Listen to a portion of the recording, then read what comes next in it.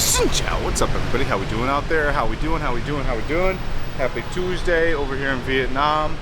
We are going to have the indoor studio set up this week. Just a little update on that. This video today is going to be pretty good. I've been talking about this for a couple of years.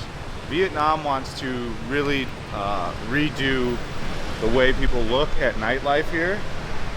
Vietnam to develop diversified, high quality night tourism projects. So I think it's a phenomenal idea. You're asking yourself, well, what does that really mean? Well, that means that they want to have more things to do at night, especially later into the night. They want to have a segment of 7 p.m. till midnight. Not probably, that is what it pretty much they're saying. So they want to have a segment 7 p.m. to midnight, and a lot of the cities across Vietnam to have a more prominent nightlife. And I do believe that is one of their problems. And I think that's a lot of problems for a lot of cities, actually, across the world. But it's definitely a significant one. Let's do this. Let's widen this. Okay. The Ministry of Culture. The right spot. Oh, that taxi pulled in front of us. Hold on. Son of a bitch. Oh, sorry guys. I was gonna do it for you. I was gonna do it for you. Guys and gals, but it's okay. The Ministry of Culture, Sports and Tourism has launched a project to promote night services to diversify Vietnam's tourism products. Under the project's tourist destinations, namely Hanoi, Quang Ninh, Hai Phong, Dai Tuyen Huế, Da Nang, Thanh Hoi, Hoi An Dalat, Can Thao, Phu Quoc, Ho Chi, and Vung Tau each have at least 1 mile for developing night tourism products by 2025. Separate night entertainment complex is expected to be formed in Hanoi, Da Nang, and Ho Chi Minh City.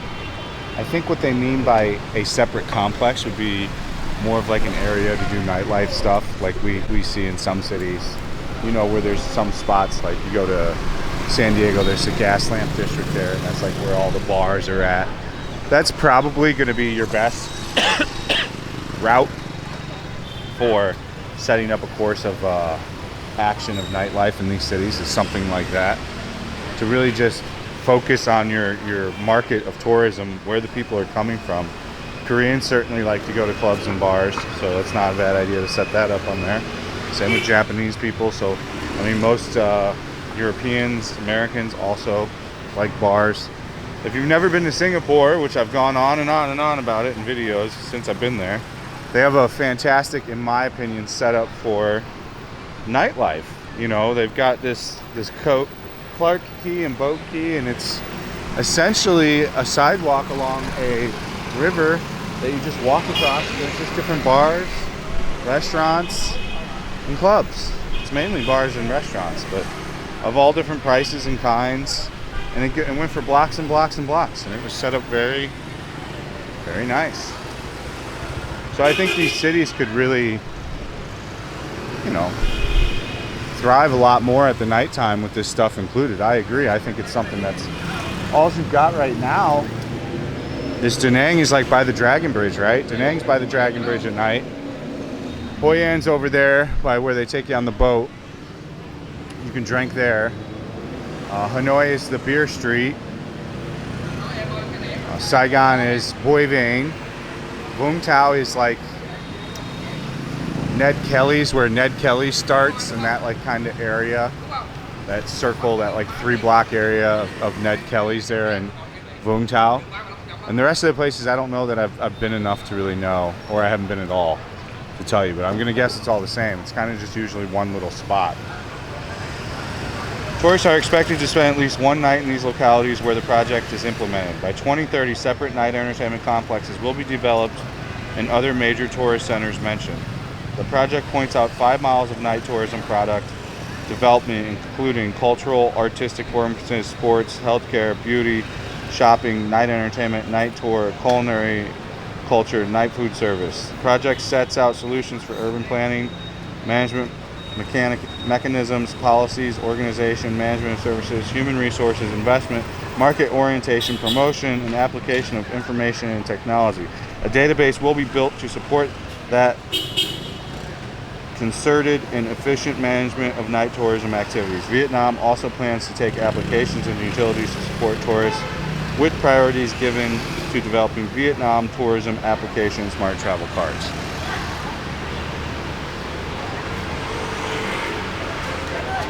Please don't place marketing themselves or attractive nightlife destinations just end up at the bottom feeding. I want to walk this way so we can get some thumbnail. Oh, I noticed. Yes, let's have more young children setting fire to kerosene at public places and totally ignored by police. So I guess I'm a little bit different than these guys on the VN Express. I would have to say that I think it's a good idea. We need more areas like Boi Vang that are more quiet and more controlled. And you know, Boi Vang needs to be redone too. Somebody needs to come through there and be like, look, there's this noise thing. It's not working that great anymore. It's more annoying than money making. You know, that's not going to last forever, but is it going to change now? No. But I do agree. I think that there definitely needs to be more nightlife activities all around Vietnam, especially if it wants to compete.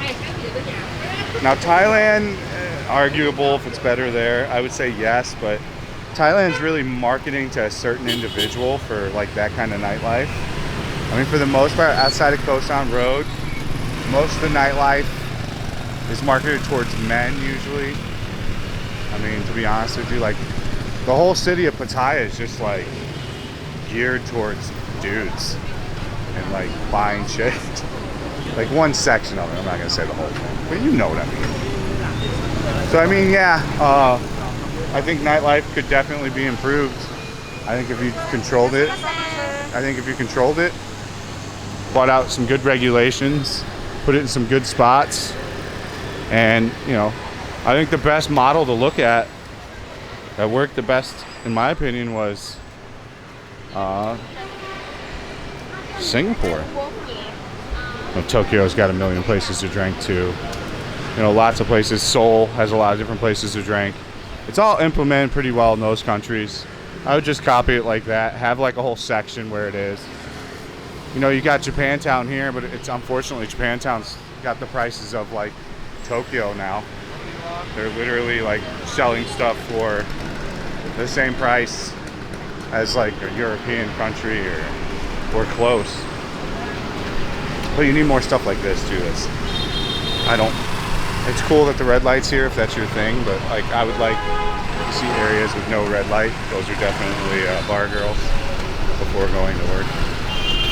And they're like little pajamas. Oh, let's get a thumbnail.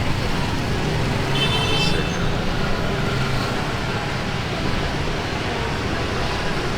I think we got one, boys. We got what we needed. Thank you, young lady. I appreciate your participation to the thumbnail, Fat and Broke. Bless you.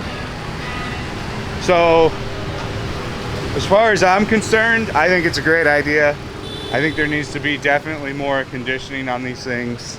There definitely does need to be a redo of Boi Vang. The fire-breathing kids are freaking annoying. The Alibaba kids selling you shit are super annoying.